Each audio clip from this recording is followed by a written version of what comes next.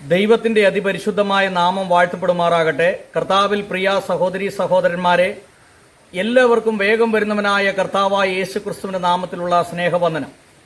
ഞാനിപ്പോൾ തൃശ്ശൂരിൽ എൽത്തുരുത്ത് എന്നൊരു സ്ഥലത്താണ്. ഇവിടെ IPCയുടെ ഗിൽഗാൽ ചർച്ച് എന്ന ഒരു ആരാധനാലയമുണ്ട്. ഇന്ന് ഒരു ദൈവദാസനെ പരിചയപ്പെടുത്താൻ ആഗ്രഹിക്കുകയാണ്. അദ്ദേഹത്തിൻ്റെ പേര് ടോണി തോമസ്. വളരെ ദീർഘവർഷങ്ങളായി നേപ്പാളിൽ കർത്താവിൻ്റെ വയൽ പ്രദേശത്ത് അധ്വാനിക്കുന്ന അനുഗ്രഹിക്കപ്പെട്ട ഒരു ദൈവദാസനാണ്. നല്ല ഉന്നതമായ വിദ്യാഭ്യാസം, എഞ്ചിനീയറിംഗ് ഒക്കെ കഴിഞ്ഞ് തൻ്റെ ജീവിതം കർത്താവിൻ്റെ വേലയ്ക്ക് വേണ്ടി മാറ്റിവെച്ചു. തൻ്റെ വൈഫും MC ഒക്കെ കഴിഞ്ഞ് നല്ല ഉന്നത വിദ്യാഭ്യാസം നേടിയ സഹോദരിയാണ്. ഇവർ രണ്ടുപേരും ചേർന്ന് നേപ്പാളിൽ സുവിശേഷ വേല ചെയ്യുന്നു. ലോകത്തിൽ നല്ല ഉന്നതമായ ജോലികൾ ലഭിക്കാമായിരുന്ന സ്ഥാനത്ത്, അച്ഛൻ എയർഫോഴ്സിലായിരുന്നു, അമ്മ ടീച്ചറായി റിട്ടയർഡ് ആയിരിക്കുന്നു.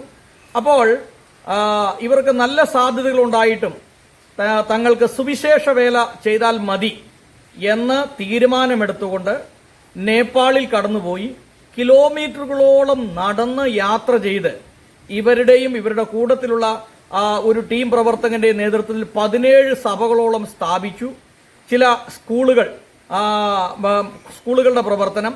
അങ്ങനെ നേപ്പാളിൽ അതിശക്തമായ രീതിയിൽ കർത്താവിന്റെ വയൽപ്രദേശത്ത് അധ്വാനിക്കുന്ന ഒരു അനുഗ്രഹിക്കപ്പെട്ട ദൈവദാസനാണ്. ഇദ്ദേഹത്തിന്റെ സാക്ഷ്യം തീർച്ചയായും നിങ്ങളെ സുവിശേഷ വേലയ്ക്ക് വേണ്ടി ഉത്സാഹിപ്പിക്കുകയും ദൈവം നടത്തുന്ന വഴികളെക്കുറിച്ച് നിങ്ങൾക്ക് മനസ്സിലാക്കുവാനായിട്ട് ഒരു അവസരം ഉണ്ടാകുകയും ചെയ്യും. പാസ്റ്ററെ, ഗോസ്പൽ TV UP എന്ന യൂട്യൂബ് ചാനലിന് വേണ്ടി പാസ്റ്റർ ഞാൻ ഹാർദവമായിട്ട് സ്വാഗതം ചെയ്യുന്നു. പാസ്റ്റർ വിലപ്പെട്ട സമയം ഈ ചാനലിന് വേണ്ടി ചെലവഴിക്കുന്നുള്ള നന്ദി അറിയിക്കുന്നു. പാസ്റ്ററെ, സ്വയമായിട്ടൊന്ന് പരിചയപ്പെടുത്താമോ? പാസ്റ്ററുടെ പേര്, വീട്ടിൽ ആരൊക്കെയുണ്ട്, ഇപ്പോൾ എവിടെ താമസിക്കുന്നു, ഇപ്പോൾ ഏത് മേഖലകളിലാണ് സുവിശേഷ പ്രവർത്തനം ചെയ്യുന്നത്, ഇതിനെക്കുറിച്ചൊന്ന് പറയാമോ? ദൈവനാമത്തിന് മഹത്വം. എന്നെ ഈ ഗോസ്പൽ TV UP ചാനലിലേക്ക് ക്ഷണിച്ച പ്രിയപ്പെട്ടവരോടുള്ള നന്ദി പ്രാരംഭമായി അറിയിക്കുന്നു. എൻ്റെ പേര് ടോണി തോമസ്. ഞാൻ സ്വദേശം ഇവിടെ തൃശ്ശൂർ എൽത്തുരുത്ത് ഗിൽഗാൽ എന്ന സ്ഥലത്ത് ഞങ്ങൾ താമസിച്ചു വരുന്നു. എൻ്റെ വീട്ടിലെ പിതാവ് 2017 കർത്താവിൻ്റെ സന്നിധിയിൽ ചേർക്കപ്പെട്ടു, പാസ്റ്റർ TJ തോമസ്. മാതാവ് സാലിമോൾ തോമസ്, റിട്ടയർഡ് സ്കൂൾ ടീച്ചറാണ്. എനിക്ക് 3 സിസ്റ്റേഴ്സാണുള്ളത്, ടെസ്സി, ടെനി ആൻഡ് ടീന. ഞാൻ വിവാഹമായിട്ട് കഴിഞ്ഞിട്ട് 17 വർഷം കഴിയുന്നു. എൻ്റെ വൈഫിൻ്റെ പേര് ഏഞ്ചല. ദൈവം ഞങ്ങൾക്ക് ദാനമായി 3 കുഞ്ഞുങ്ങളെ തന്നു. മൂത്ത മോൻ ലൂക്ക്, രണ്ടാമത്തെ മോൻ മാർക്ക്, മൂന്നാമത്തെ മോള് കരുണ. ഞങ്ങൾ കഴിഞ്ഞ 11 വർഷമായി നേപ്പാളിൽ കർത്താവിൻ്റെ വേല ചെയ്യുന്നു. നേപ്പാളിൻ്റെ മധ്യഭാഗമായ ചിത്തോൺ ജില്ലയിൽ പർസ എന്ന് പറയുന്ന സ്ഥലത്ത് കഴിഞ്ഞ 11 വർഷമായി ഞങ്ങളായിരിക്കുന്നു. അവിടെ ഞങ്ങളുടെ സ്നേഹിതൻ പാസ്റ്റർ സോബിത് മഗറിനോട് ചേർന്ന് അവിടെ സുവിശേഷ വേലയിലായിരിക്കുന്നു. സഭ, ചർച്ച് ഗ്രോത്ത്, ചർച്ച് പ്ലാന്റിംഗ് ആണ് ഞങ്ങളുടെ മുഖ്യ പ്രവർത്തനം. ഞങ്ങളോട് ചേർന്ന് 17 സഭകൾ ഇന്ന് അവിടെ ആയിരിക്കും. പാസ്റ്ററൊക്കെ ഏത് ക്രിസ്തീയ പശ്ചാത്തലത്തിൽ നിന്നാണ് ഈ പെന്തക്കോസ്തൽ വിശ്വാസത്തിലേക്ക് വന്നത്?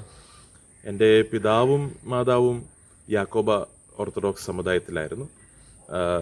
എന്നാൽ എൻ്റെ അപ്പച്ചൻ കർത്താവിൻ്റെ കൃപയറിഞ്ഞ് തിരുവല്ലയിൽ നിന്ന് തൃശ്ശൂരിലേക്ക് കൃഷിയോടുള്ള ബന്ധത്തിൽ കടന്നു വന്നു.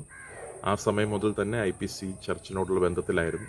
ഞാൻ ജനിച്ചതും വളർന്നതും എല്ലാം പെന്തക്കോസ് പശ്ചാത്തലത്തിൽ തന്നെയാണ്. എൻ്റെ പിതാവും മാതാവും, പിതാവ് എയർഫോഴ്സ് ജോലിക്ക് ശേഷം കർത്താവിൻ്റെ വേലയോടുള്ള ബന്ധത്തിൽ ഗുജറാത്തിലും മറ്റ് സ്ഥലങ്ങളിലും കർത്താവിൻ്റെ വേലയിലായിരുന്നു. പാസ്റ്റർ, ഈ ഒരു സുവിശേഷകനായി തീരണം, ഒരു പാസ്റ്ററായി, പെന്തക്കോസ്റ്റ് കുടുംബത്തിലാണ് ജനിച്ചു വളർത്തപ്പെട്ടത്. അപ്പോൾ ചെറുപ്പത്തിൽ തന്നെ ദൈവവചനം പഠിക്കുകയും രക്ഷയുടെ അനുഭവത്തിലേക്ക് കടന്നു വരികയൊക്കെ ചെയ്തു. എന്നാൽ ഒരു സുവിശേഷകനായി തീരണം, കർത്താവിൻ്റെ വേല ചെയ്യണം എന്നുള്ള ഒരു താല്പര്യമുണ്ടാകാനായിട്ടുള്ളൊരു കാരണം എന്താണ്? 2 പെൺമക്കൾ ജനിച്ചതിന് ശേഷം എൻ്റെ മാതാവ് കർത്താവിനോട് പ്രാർത്ഥിച്ചൊരു പ്രാർത്ഥനയാണ് അതിൻ്റെ ആരംഭം. എൻ്റെ മാതാവ് പ്രാർത്ഥിച്ചു, കർത്താവ് ഒരു ആൺ പൈതലിനെ തരികയാണെങ്കിൽ കർത്താവിൻ്റെ വേലയ്ക്ക് വേണ്ടി സമർപ്പിക്കാം. അങ്ങനെയാണ് ഞാൻ ജനിക്കുന്നത്. അപ്പോൾ ചെറുപ്രായം മുതൽ തന്നെ കർത്താവിൻ്റെ വേലയ്ക്ക് വേണ്ടിയുള്ളൊരു ഓറിയൻറ്റേഷൻ എനിക്ക് ലഭിച്ചിരുന്നു. എന്നാലൊരു പാസ്റ്ററിൻ്റെ കുടുംബത്തിൽ ജനിച്ചതുകൊണ്ട് തന്നെ വിവിധ കഷ്ടപ്പാടുകളും പ്രയാസങ്ങളൊക്കെ കണ്ടതുകൊണ്ട് സുവിശേഷ വേലയ്ക്ക് ഇറങ്ങുന്നില്ലെന്ന് ഞാൻ മനസ്സുകൊണ്ട് തീരുമാനിച്ചുവെങ്കിലും എൻ്റെ ഉള്ളിൽ അറിയാമായിരുന്നു എന്നെങ്കിലും കർത്താവിൻ്റെ വേല ചെയ്യുന്നു. അങ്ങനെ ഇരിക്കുമ്പോൾ എഞ്ചിനീയറിംഗ് പഠനത്തിന് വേണ്ടി കാരുണ്യയിലേക്ക് പോയി. കോയമ്പത്തൂർ കാരുണ്യയിൽ 3-ാം വർഷം പഠിക്കുമ്പോഴാണ് വാസ്തവത്തിൽ കർത്താവിൻ്റെ വേലയ്ക്ക് വേണ്ടി ഉള്ള ഒരു വലിയ ഉത്തേജനം എനിക്ക് ലഭിക്കുന്നതും ഞാൻ കർത്താവിൻ്റെ വേലയ്ക്ക് വേണ്ടി സമർപ്പിക്കുന്നതും. അങ്ങനെ എൻ്റെ പഠനശേഷം കർത്താവിൻ്റെ വേലയ്ക്ക് വേണ്ടി ഞാൻ പൂർണ്ണമായി സമർപ്പിക്കുവാനിടയായിത്തീർന്നു. പിന്നീട് സുവിശേഷ വേലയ്ക്ക് ഇറങ്ങുന്നതിന് മുമ്പ് ബൈബിൾ കോളേജ് ബൈബിൾ സ്കൂൾ വിദ്യാഭ്യാസം നേടിയിട്ടുണ്ടായിരുന്നു. ഞാൻ കർത്താവിൻ്റെ വേലയ്ക്ക് ഇറങ്ങി ആദ്യമായിട്ട് യൂത്ത് വിത്ത് മിഷൻ എന്ന സംഘടനയോടുകൂടി ഒരു 6 മാസം ട്രെയിനിങ് ചെയ്തു. അതിനുശേഷം പായിപ്പാടുള്ള ന്യൂ ഇന്ത്യ ബൈബിൾ സെമിനാരിയിൽ ഞാൻ എൻ്റെ MD പഠനം പൂർത്തീകരിച്ചതിന് ശേഷം ബാംഗ്ലൂരുള്ള സയാക്സിൽ കടന്നുപോയി MTH പഠിക്കുവാൻ കർത്താവിനെ സഹായിച്ചു. പാസ്റ്റർ, ഈ നേപ്പാള് സുവിശേഷ വേലയ്ക്ക് വേണ്ടി തിരഞ്ഞെടുക്കാനായിട്ടുള്ളൊരു കാരണം എന്താണ്? എനിക്ക് ചെറുപ്പം മുതൽ തന്നെ നോർത്ത് ഇന്ത്യയോടൊരു താല്പര്യമുണ്ടായിരുന്നു. എന്നാൽ ഞാൻ പായിപ്പാട് ന്യൂ ഇന്ത്യ ബൈബിൾ സെമിനാരിയിൽ പഠിക്കുമ്പോഴാണ് അനേക നേപ്പാളി സ്റ്റുഡൻസ് അവിടെ പഠിക്കാൻ വേണ്ടി കടന്നു വന്നു. എൻ്റെ റൂംമേറ്റ് ആയിരുന്നു പാസ്റ്റർ സോബിത് മഗർ. അപ്പോൾ ആ സമയം മുതൽ 2004 മുതൽ തന്നെ പല പ്രാവശ്യം നേപ്പാളിൽ കടന്നു പോകുവാനും അവിടെയുള്ള ഗ്രാമങ്ങൾ കാണുവാനും അവിടെ ശുശ്രൂഷിപ്പാനൊക്കെ അവസരം കിട്ടി. അങ്ങനെ നേപ്പാളിനോടൊരു ആഗ്രഹവും താല്പര്യവും ഒരു ആത്മഭാരവും അന്ന് മുതൽ എനിക്ക് ലഭിച്ചു. അപ്പോൾ പാസ്റ്റർ, ഈ നേപ്പാളിൽ എന്നു മുതലാണ് സുവിശേഷ പ്രവർത്തനം ആരംഭിച്ചത്? ഞാൻ ആദ്യമായിട്ട് നേപ്പാളിൽ കടന്നു പോകുന്നത് 2005-ലാണ്. അന്ന് മുതൽ എല്ലാ വർഷവും 1-2 പ്രാവശ്യം വെച്ച് കടന്നു പോകുമായിരുന്നു. എന്നാൽ അവിടെ പ്രവർത്തനം ആരംഭിക്കുന്നത് 2010-ലാണ്. പാസ്റ്റർ, അവിടെ നേപ്പാളിൽ ചെല്ലുമ്പോൾ ഇപ്പോൾ 2010 ഏതാണ്ട് 15 വർഷങ്ങൾക്ക് മുമ്പ് ആ നേപ്പാളിൻ്റെ ഒരു അവസ്ഥ എന്തായിരുന്നു? 2005 ഞാൻ ചെല്ലുമ്പോൾ അവിടെ ഈ മാവോയിസ്റ്റ് തീവ്രവാദികളുടെ വലിയ പ്രശ്നങ്ങൾ നിലനിൽക്കുന്ന സമയമാണ്. ഗവൺമെൻറ് അത്ര സ്റ്റേബിൾ അല്ലായിരുന്നു. ഗവൺമെൻറ്റിനെതിരെ അവർ പോരാടിക്കൊണ്ടിരുന്ന ഒരു സമയമായിരുന്നു 2005 എന്ന് പറയും. എന്നാൽ 2010 ഞാൻ ചെല്ലുമ്പോൾ 2010 ഈ പ്രവർത്തനം ആരംഭിക്കുമ്പോൾ ചെറുതായിട്ടൊക്കെ ആ പ്രശ്നങ്ങളൊന്ന് ഒതുങ്ങി അവിടെ പതുക്കെ ഗവൺമെൻറ് ഒന്ന് സ്ഥാപിക്കുവാൻ ഒന്ന് തുടങ്ങുന്നൊരു സമയമാണ്. ജനാധിപത്യ ഗവൺമെൻറ്. അതെ. എന്നാൽ 2014-ലാണ് ഞങ്ങൾ കുടുംബമായിട്ട് നേപ്പാളിലേക്ക് ഷിഫ്റ്റ് ചെയ്യുന്നത്. കുടുംബമായിട്ട് കർത്താവ് ഞങ്ങളെ അങ്ങോട്ട് വിടുന്നത് 2014-ലാണ്. അപ്പോഴത്തേക്കും ഗവൺമെൻറ് കുറേയൊക്കെ സ്റ്റേബിൾ ആണെങ്കിലും ഇന്നത്തെ പോലെ തന്നെ എല്ലാ 2 വർഷം കൂടുമ്പോഴും ഗവൺമെൻറ് മാറിക്കൊണ്ടിരിക്കും. അപ്പോൾ അൺസ്റ്റേബിൾ ഗവൺമെൻറ്റാണ് ഇന്നും നേപ്പാളിലുള്ളത്. നേപ്പാൾ ഒരു പാവപ്പെട്ട കൺട്രിയാണ്, ഒരു പുവർ കൺട്രിയാണ്. ജനങ്ങൾ വിദേശത്തേക്ക് ധാരാളമായി കടന്നു പോകുന്നു പണം സമ്പാദിക്കുവാൻ. കൃഷിയാണ് അവിടുത്തെ മുഖ്യ വരുമാനം. അപ്പോൾ ഒരു റൂറൽ കമ്മ്യൂണിറ്റിയാണ്, ഗ്രാമങ്ങളാണ് നേപ്പാളിൽ കൂടുതൽ. അവിടുത്തെ ഈ കാലാവസ്ഥയും ഒക്കെ എങ്ങനെയാണ്? ഒരു നോർത്ത് ഇന്ത്യൻ ക്ലൈമറ്റ് തന്നെയാണ്. ചൂടാണ്. മാർച്ച് മുതൽ സെപ്റ്റംബർ വരെ ചൂടും, ഒക്ടോബറിൽ ചെറിയൊരു തണുപ്പ് ആരംഭിക്കും, നവംബർ ഡിസംബർ ജനുവരി തണുപ്പ്. അപ്പോൾ ഈ പാസ്റ്ററൊക്കെ അവിടെ ചെന്ന് ഈ സുവിശേഷ പ്രവർത്തനങ്ങൾ ആരംഭിക്കുമ്പോൾ അവിടെയുള്ള ജനങ്ങളുടെ പ്രതികരണം എന്തായിരുന്നു? നേപ്പാളി ജനത പൊതുവെ ഒരു ഫ്രണ്ട്ലി കമ്മ്യൂണിറ്റിയാണ്. ആരുമായിട്ട് അങ്ങോട്ടും വഴക്കിനോ പ്രശ്നത്തിനോ പോകുവാൻ ആഗ്രഹിക്കാത്തൊരു കമ്മ്യൂണിറ്റിയാണ്. വളരെ വെൽക്കമിങ് ആണ്. ഹോസ്പിറ്റാലിറ്റി അവരുടെ ഒരു വലിയ ഒരു അഡ്വാൻറ്റേജ് ആണ്. അപ്പോൾ അവിടുത്തെ ആളുകൾ, പുറത്തുനിന്നൊരാൾ, പ്രത്യേകിച്ച് കേരളത്തിൽ നിന്ന്, കാരണം ഇവർ ഈ വിദേശത്ത് പോയിട്ടുള്ളതുകൊണ്ട് കേരളക്കാരെ അറിയാം. അവരുടെ കമ്പനികളുടെ മിക്ക ബോസുമാരൊക്കെ കേരളക്കാരാണ്. അപ്പോൾ ആ സമയം മുതൽ കേരളത്തിനോട് അവർക്കൊരു താല്പര്യമുണ്ട്. അപ്പം നമ്മൾ കേരളത്തിലാണെന്ന് പറയുമ്പോൾ തന്നെ നമുക്കൊരു ബഹുമാനവും ഒരു ആദരവും ഒക്കെ അവർ തരും. ഓക്കെ. അപ്പോൾ അവിടെ ഈ സുവിശേഷ പ്രവർത്തനത്തിൻ്റെ സാധ്യതകൾ എന്തൊക്കെയാണ്? സുവിശേഷത്തിന് വേണ്ടി വളരെ തുറന്നു കിടക്കുന്ന ഒരു രാജ്യമാണ് നേപ്പാൾ. 1990-ലാണ് രാജഭരണം അവസാനിപ്പിച്ച് ജനാധിപത്യത്തിലേക്ക് അവർ കയറുന്നത്. 1950 മുതലേ മിഷണറിമാർ അവിടെ പോകുന്നുണ്ടെങ്കിലും 1990-ലാണ് ശരിക്കും സുവിശേഷത്തിൻ്റെ വാതിലുകൾ നേപ്പാളിന് വേണ്ടി തുറക്കപ്പെടുന്നത്. അതുകൊണ്ട് തന്നെ സുവിശേഷത്തിന് വേണ്ടി കൊതിക്കുന്ന, അത് ഏറ്റെടുക്കുന്ന ഒരു സമൂഹമായിട്ട് നമുക്ക് നേപ്പാളിനെ കാണാം. ഇന്ന് തന്നെ ലോകത്തിലെ ഏറ്റവും കൂടുതൽ പെട്ടെന്ന് സഭ വളരുന്ന ഒരു സ്ഥലം കൂടിയാണ് നേപ്പാൾ. പാസ്റ്ററുടെയൊക്കെ പ്രവർത്തനങ്ങൾ എങ്ങനെയാണ് അവിടെ? നടക്കുന്നത്?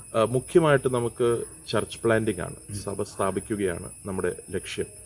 ചിത്തോൺ, മക്വാൻപൂർ ജില്ലകളിലാണ് നമ്മൾ പ്രവർത്തനങ്ങൾ ആരംഭിച്ചത്. അത് മധ്യ നേപ്പാളാണ്. നമ്മളോടുകൂടി 17 സഭകൾ ഇന്ന് ഒരുമിച്ച് പ്രവർത്തിക്കുന്നു.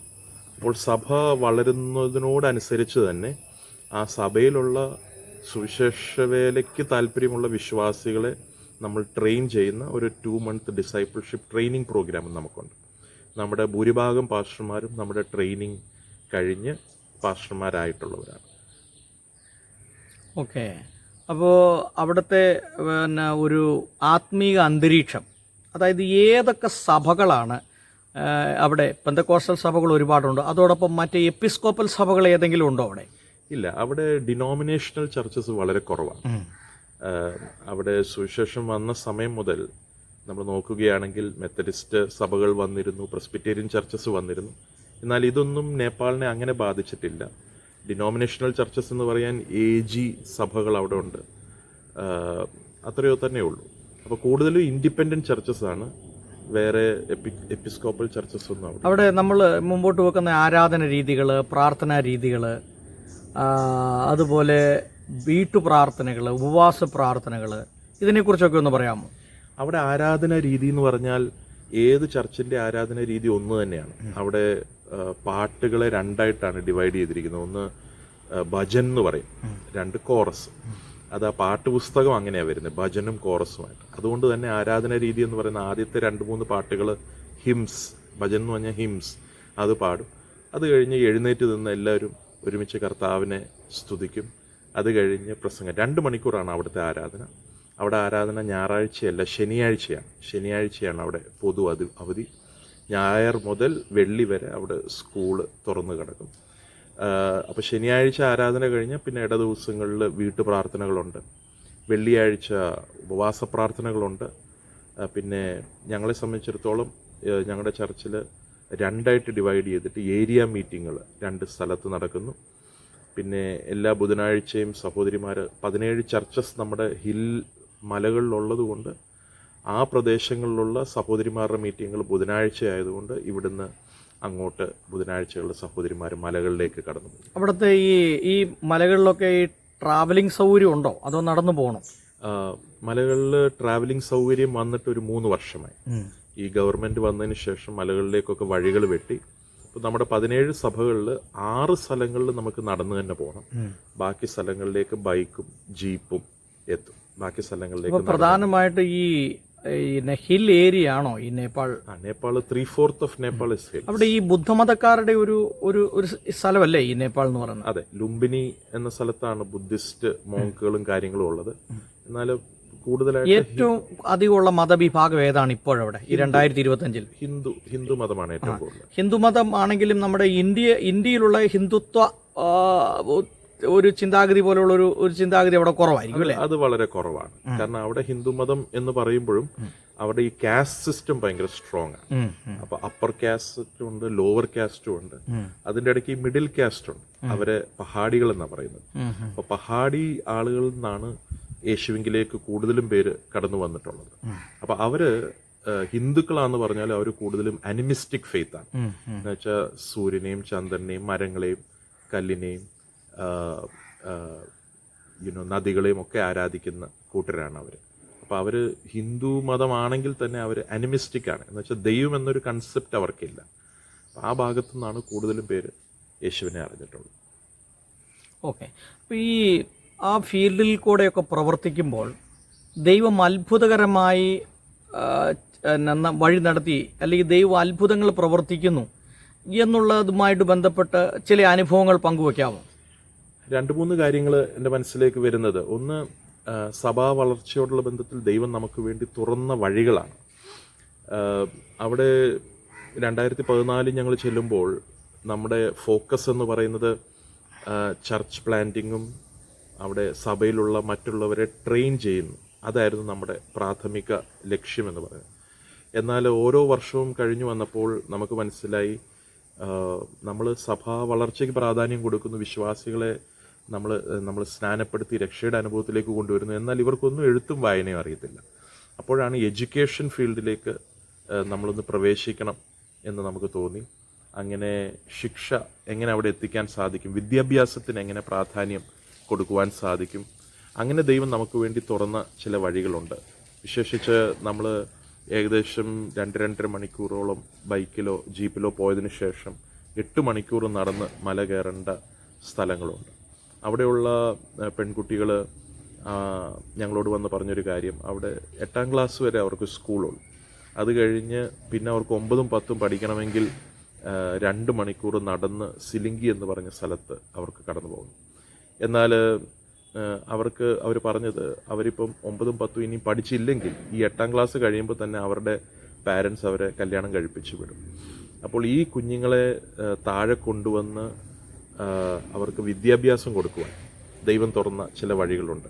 നമ്മൾ ആദ്യം 10 പേരെ കൊണ്ടുവന്നെങ്കിലും എല്ലാ വർഷവും അങ്ങനെയുള്ളവരെ കൊണ്ടുവന്ന് താഴെ പഠിപ്പിക്കുവാൻ കർത്താവ് ഞങ്ങളെ സഹായിച്ചു. അതുകൊണ്ട് സംഭവിച്ചത് ആ ഗ്രാമങ്ങളിൽ ആദ്യമായിട്ട് +2 പഠിച്ചു കഴിയുന്ന കുഞ്ഞുങ്ങളായി ഈ ആൺകുട്ടികളും പെൺകുട്ടികളും മാറി. അപ്പോൾ ഈ കഴിഞ്ഞ ആഴ്ച നമ്മൾ അവിടെ ഒരു ചെറിയൊരു സ്കൂളിൻ്റെ വർക്ക്, ഒരു മോണ്ടെസറി സ്കൂൾ ആരംഭിക്കുവാൻ ഇടയായി തീർന്നു. അപ്പോൾ ഈ 12ാം ക്ലാസ് വരെ പഠിച്ച പെൺകുട്ടികളാണ് അവിടെ ഈ മോണ്ടെസറി സ്കൂള് ഇപ്പോൾ നടത്തിക്കൊണ്ടിരിക്കുന്നത്. അപ്പോൾ അത് വലിയൊരു ദൈവം തുറന്ന ഒരു വാതിലായിട്ട് ഞങ്ങൾ കാണുന്നു. കാരണം അങ്ങനെ ഒരു മോണ്ടെസറി സ്കൂൾ ആ ഗ്രാമത്തിൽ തുറക്കുമെന്ന് ആരും വിചാരിച്ചതല്ല. അപ്പോൾ ഇവർക്ക് ലഭിച്ച വിദ്യാഭ്യാസം മൂലം അവർ തന്നെ ചെന്ന് നമ്മളവർക്ക് ട്രെയിനിങ് കൊടുത്ത് അവിടെ ഒരു മോണ്ടെസറി സ്കൂൾ ആരംഭിക്കുവാൻ കർത്താവ് സഹായിച്ചു. നമ്മുടെ ഇന്ത്യയിൽ നോക്കിയാലേ ഇപ്പോൾ UP ആയാലും ബീഹാർ ആയാലും ഈ പ്രദേശങ്ങളിലെല്ലാം ഓരോ ഗ്രാമങ്ങളിലാണെങ്കിലും സ്കൂളുകളുണ്ട്. അതുപോലുള്ള സ്കൂളുകളൊന്നും ഈ നേപ്പാളിലില്ലേ? എന്താണ് അവിടുത്തെ വിദ്യാഭ്യാസ മേഖലകളിൽ വളർച്ച കുറവാണോ? ഞങ്ങൾ ആദ്യം ഒരു 10-15 വർഷം മുമ്പൊക്കെ ചെല്ലുമ്പോൾ അവിടെ സ്കൂളുകൾ ഉണ്ടെന്ന് പറഞ്ഞാലും ഗവൺമെൻറ് സ്കൂളുകൾ ഈ പറഞ്ഞ പോലെ അത്ര വലിയ അവിടെ പഠിപ്പിക്കുന്ന ടീച്ചർമാർ ശമ്പളം മേടിക്കുന്നു എന്നല്ലാതെ അതിനുവേണ്ടി അധികം കമ്മിറ്റഡായിട്ട് നമുക്ക് കാണുന്നില്ലായിരുന്നു. എന്നാൽ ഇപ്പോൾ എഡ്യൂക്കേഷന് പ്രാധാന്യം വന്നു തുടങ്ങി. പക്ഷെ പതുക്കെ ഗ്രാമങ്ങളിലേക്ക് അത് വ്യാപിക്കുന്നതേ ഉള്ളൂ. സ്കൂളുകളുണ്ട്, ഇല്ലെന്ന് ഞാൻ പറയുന്നില്ല. എന്നാൽ ആ സ്കൂളുകളൊന്നും പ്രോപ്പറായിട്ട് ഫങ്ഷൻ ചെയ്യുന്നില്ല. അവർ ശമ്പളം മേടിക്കുന്നു, എന്നാൽ അതിനനുസരിച്ച് അവർ ജോലി ചെയ്യുന്നില്ല. അപ്പോൾ ഇങ്ങനെയുള്ള സ്ഥലങ്ങളിൽ ഇപ്പോൾ ഞങ്ങൾ മോണ്ടെസറി സ്കൂള് 4 സ്ഥലങ്ങളിൽ നമുക്കുണ്ട്. ഒരു സ്ഥലത്ത് ഫുൾ ടൈം മോണ്ടെസറിയും ബാക്കി 3 സ്ഥലത്ത് ഈവനിങ് മോണ്ടെസറിയുമായിട്ടാണ് നമ്മൾ ചെയ്യുന്നത്. അവിടെയൊക്കെ 3ലും 4ലും 5ലും പഠിക്കുന്ന പിള്ളേർക്ക് പോലും അക്ഷരങ്ങൾ എഴുതാൻ അറിയില്ല. അപ്പോൾ അങ്ങനെയുള്ള സ്ഥലങ്ങളിൽ ചെന്ന് അവരെ ഇത് പഠിപ്പിച്ച് ആ സ്കൂളിൻ്റെ ഭാഗമായിട്ട് തന്നെ അവരെ തീർക്കുക എന്നുള്ളതാണ് നമ്മുടെ ലക്ഷ്യം. അവിടെയുള്ള ആളുകളുടെ ഈ ഉപജീവന മാർഗം എന്താണ് ശരിക്കും? 3 സോഴ്സ് ഓഫ് ഇൻകമാണ് നേപ്പാളിനുള്ളത്. ഒന്ന് ടൂറിസം, അവിടെ കടന്നു ചെല്ലുന്ന ടൂറിസ്റ്റ് മുഖാന്തരം അവർക്ക് കിട്ടുന്നു. 2 വിദേശത്ത് പോയിട്ടുള്ളവർ അയക്കുന്ന പണം, അത് അവിടെ ഒരു വരുമാന മാർഗമാണ്. 3 അവിടുത്തെ വരുമാന മാർഗം അവിടുത്തെ കൃഷിയാണ്. തറായി പ്ലെയിൻ ഏരിയയിൽ അരി അവർ കൃഷി ചെയ്യുന്നു. എന്നാൽ മലകളിൽ അരി പറ്റില്ല. അപ്പോൾ അവിടെ മെയ്സും മില്ലറ്റും, കോൺ, മെയ്സ്, ചോളവും പിന്നെ രാഗിയും, ഈ 2 കാര്യങ്ങളാണ് മലകളിൽ അവർ കൃഷി ചെയ്യുന്നത്. അപ്പം മലകളിലുള്ളവർക്ക് അരി ഭക്ഷണം കഴിക്കുക എന്ന് പറഞ്ഞാൽ അവർ താഴെ വന്ന് അരി മേടിച്ചുകൊണ്ട് പോകണം. അതുകൊണ്ട് അവിടെ അവരുടെ മെയിൻ ഫുഡ് എന്ന് പറയുന്നത് ഡേഡോ എന്ന് പറയും. ഈ ചോളം പൊടിപ്പിച്ച് അതിൻ്റെ പൊടിയും രാഗി പൊടിപ്പിച്ച് അതിൻ്റെ പൊടിയും നമ്മൾ ചൂടുവെള്ളത്തിൽ മിക്സ് ചെയ്ത് കഴിക്കുന്ന ഒരു ഫുഡാണ് ഡേഡോ. അതാണ് അവിടുത്തെ മുഖ്യ ഭക്ഷണം. ഓക്കെ. അവിടെ പിന്നെ ഈ രാഷ്ട്രീയപരമായിട്ടുള്ള ഒരു സാഹചര്യങ്ങളെക്കുറിച്ചൊക്കെ ഒന്ന് പറയാമോ? രാഷ്ട്രീയം, അതുപോലെ ജാതി വ്യവസ്ഥ. അവിടെ പൊളിറ്റിക്സ് എന്ന് പറയുമ്പം മെയിനായിട്ട് 2 പാർട്ടികളാണ്, കോൺഗ്രസും കമ്മ്യൂണിസ്റ്റും. എന്നാൽ ഇന്ത്യയിലുള്ള കോൺഗ്രസും പോലെയല്ല അവിടുത്തെ കോൺഗ്രസ്, ഇന്ത്യയിലുള്ള കമ്മ്യൂണിസ്റ്റ് പോലെയല്ല അവിടുത്തെ കമ്മ്യൂണിസ്റ്റ്. അപ്പോൾ കമ്മ്യൂണിസ്റ്റ് തന്നെ 2 ഭാഗമുണ്ട്. ഒന്ന് ഹിമാലയ എന്ന് പറയും, 2 അവിടുത്തെ മാവോയിസ്റ്റ് എന്ന് പറയും. അപ്പോൾ ഈ 3 പാർട്ടികളാണ്. 1990 മുതൽ നമ്മൾ നോക്കിക്കഴിഞ്ഞാൽ എല്ലാം കോalition ഗവൺമെൻറ്റാണ്. അതുകൊണ്ട് തന്നെ ആർക്കും വോട്ടെടുപ്പിൽ ഒരു എന്താ പറയുക, അവർക്ക് അവർക്ക് മെജോറിറ്റി ഇല്ലാത്തത് കൊണ്ട് ഒരിക്കൽ പോലും ഒരു പാർട്ടി ഭരണം അവിടെ ഇന്ന് വരെ നടന്നിട്ടില്ല.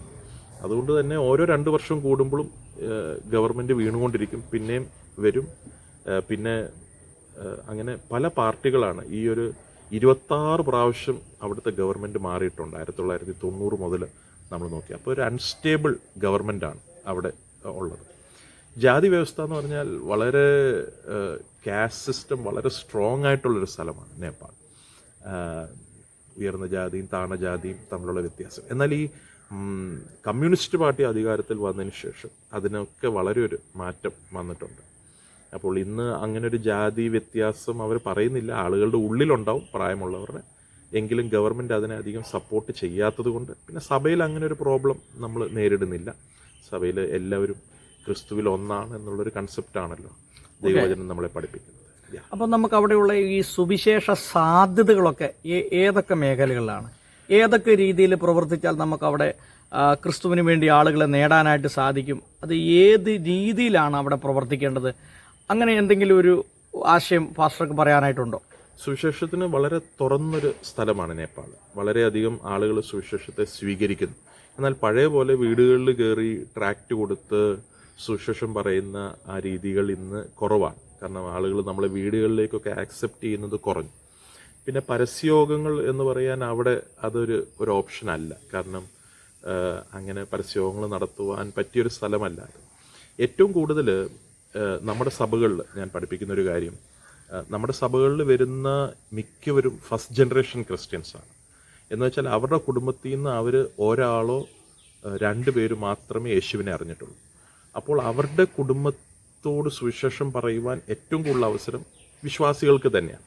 അപ്പോൾ വിശ്വാസികളെ സുവിശേഷീകരണത്തിന് വേണ്ടി തയ്യാറാക്കുക, അതാണ് ഇന്ന് നേപ്പാളി ചർച്ച ചെയ്യുന്ന ഏറ്റവും വലിയ കാര്യം.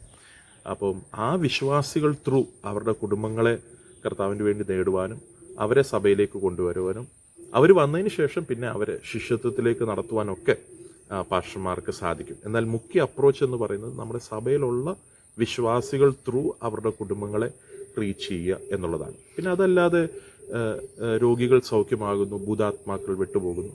അപ്പം ഗ്രാമങ്ങളിലൊക്കെ സൗഖ്യം ത്രൂ ആ വഴിയിലൂടെ അനേകർ യേശുവിനെ അറിയുന്നു. ഓക്കെ, പാസ്റ്ററൊക്കെ ഏതാണ്ട് ഒരു 17 ചർച്ചുകളോളം നടത്തുന്നുണ്ടല്ലോ. അപ്പോൾ ആ ചർച്ചിൻ്റെ പ്രവർത്തന രീതികളും അവിടെയുള്ള പാസ്റ്റേഴ്സിൻ്റെയും ആ പ്രവർത്തന രീതികളെക്കുറിച്ചൊക്കെ ഒന്ന് വിവരിക്കാമോ?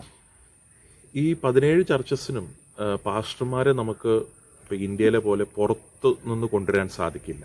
മറ്റൊരു ഗ്രാമത്തിൽ നിന്ന് വേറൊരു ഗ്രാമത്തിലൊരു പാസ്റ്ററെ ആക്കാൻ പറ്റത്തില്ല. ആ ഗ്രാമക്കാർ അത് അംഗീകരിക്കത്തില്ല. അപ്പോൾ ഒരു ഗ്രാമത്തിലൊരു ചർച്ച ഉണ്ടെങ്കിൽ ആ ഗ്രാമത്തിൽ നിന്ന് തന്നെ ഒരാൾ മാത്രമേ അവിടെ പാസ്റ്ററായിട്ട് അവിടുത്തെ ആളുകൾ അംഗീകരിക്കത്തുള്ളൂ. അപ്പോൾ അതിൻ്റെ ഒരു ചലഞ്ച് എന്ന് പറയുന്നത് ആ ചർച്ചയിൽ നിന്ന് തന്നെ ശുശ്രൂഷകന്മാരെ തയ്യാറാക്കി എടുക്കുക എന്നുള്ളതാണ്. അതിനാണ് നമ്മുടെ ഡിസൈപ്പിൾഷിപ്പ് ട്രെയിനിങ് പ്രോഗ്രാംസ്. നമ്മൾ ഓരോ ചർച്ചിൽ നിന്നും നമ്മൾ ആളുകളെ ട്രെയിൻ ചെയ്ത് അതത് ചർച്ചിൻ്റെ പാസ്റ്റേഴ്സായിട്ട് നിയമിക്കുന്നു. ഇന്ത്യയിലെ പോലെ ഒരു സിംഗിൾ പാസ്റ്റർ സിസ്റ്റം അല്ല നേപ്പാളിൽ. അതൊരു ടീം ഓഫ് പാസ്റ്റേഴ്സാണ്. എല്ലാ ചർച്ചിലും 3-4 പേരടങ്ങുന്ന ഒരു ടീമാണ് പാസ്റ്ററൽ ടീം എന്ന് പറയും. അതിനകത്ത് ആ പാസ്റ്റർ മെയിൻ ഒരു വ്യക്തിയായിരിക്കും, ബട്ട് ബാക്കി എൽഡേഴ്സോ ഡീക്കൺസോ എന്ന് പറയുന്ന പോലെ 3-4 പേര് ഉണ്ടാവും. അപ്പോൾ ഈ പാസ്റ്റർ ഒരാഴ്ച ദൈവവചനം ശുശ്രൂഷിക്കാൻ അവസരമേ ഉള്ളൂ. ബാക്കി 3 പേർക്കും ഓരോ ആഴ്ചകളിൽ ദൈവവചനം ശുശ്രൂഷിപ്പാൻ അവസരം കിട്ടും. അപ്പോൾ ഇതൊരു ടീമാണ്. അപ്പോൾ നമ്മുടെ അർപ്പൺ മിഷൻ്റെ മെയിൻ ലക്ഷ്യമെന്ന് പറയുന്നത് ഈ 2ാം നിരയിലുള്ള ലീഡേഴ്സിനെ, പാസ്റ്റേഴ്സിനെ തയ്യാറാക്കുക എന്നുള്ളതാണ് നമ്മുടെ ലക്ഷ്യം. എല്ലാ ഗ്രാമങ്ങളിലുമുള്ള 2ാം ലെവൽ ലീഡേഴ്സിനെ നമ്മൾ തയ്യാറാക്കിക്കൊണ്ടിരിക്കുന്നു. അതാണ് നമ്മുടെ മെയിൻ ദൗത്യം. പിന്നെ മലകളിൽ നമ്മൾ കുറച്ചും കൂടെ ഉൾമലകളിൽ ചെന്ന് കഴിഞ്ഞാൽ അവിടെയുള്ള പാസ്റ്റേഴ്സിനൊന്നും എഴുത്തും വായന അറിയത്തില്ല.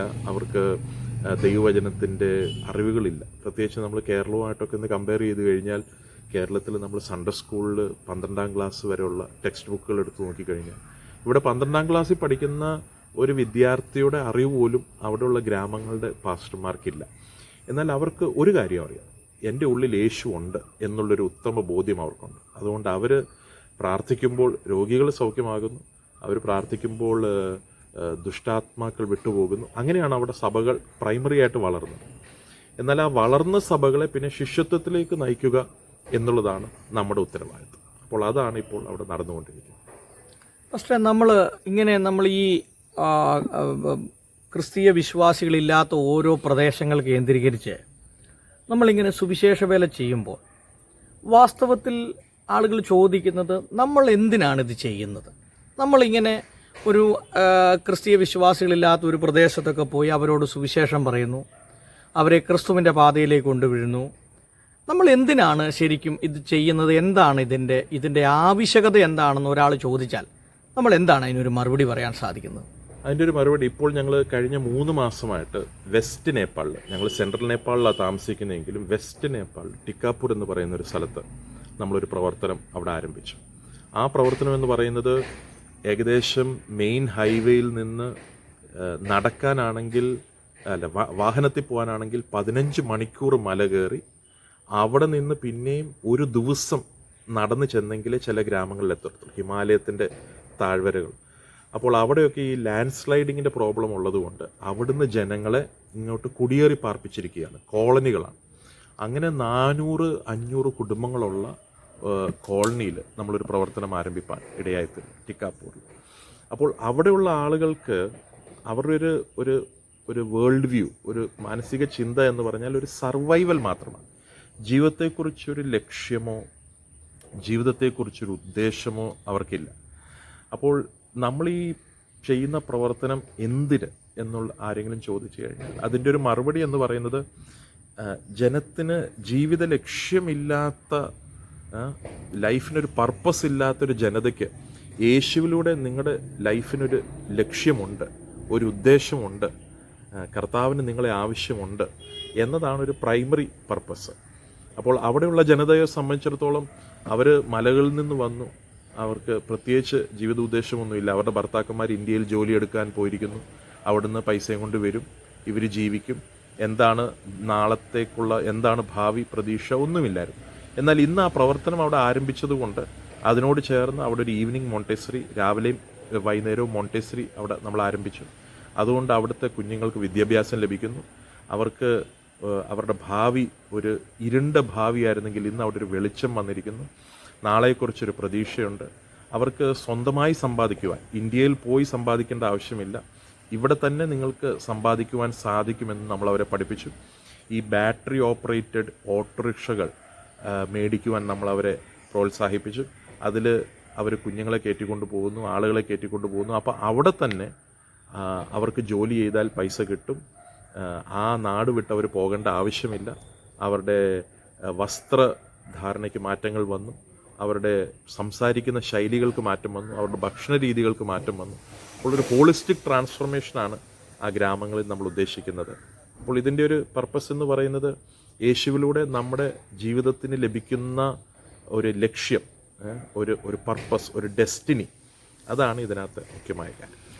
ഇങ്ങനെ ഈ സുവിശേഷം എത്തിയിട്ടില്ലാത്ത ഗ്രാമങ്ങളിലേക്ക് കടന്നു ചെന്ന് പ്രധാനമായിട്ട് അവർക്ക് വിദ്യാഭ്യാസം കൊടുക്കുക എന്നുള്ളതാണ് പ്രധാനപ്പെട്ട ഒരു ലക്ഷ്യം, അല്ലേ?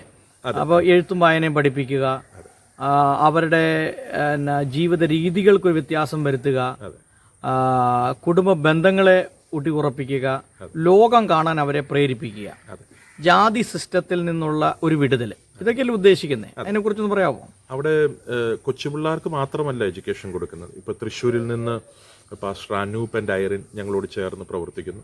അപ്പോൾ അവരാണ് കുഞ്ഞുങ്ങളുടെ ഇടയിൽ പ്രവർത്തിക്കുന്നത്. കുഞ്ഞുങ്ങളുടെ ഇടയിൽ മാത്രമല്ല, എല്ലാ ആഴ്ചയിലും ഒരു ദിവസം പ്രൗഢ് ശിക്ഷ, അഡൾട്ട് ലിറ്ററസി പ്രോഗ്രാം പല ചർച്ചസിലും പോയി പ്രായമുള്ളവരെ എഴുത്തും വായനയും പഠിപ്പിക്കുന്നു.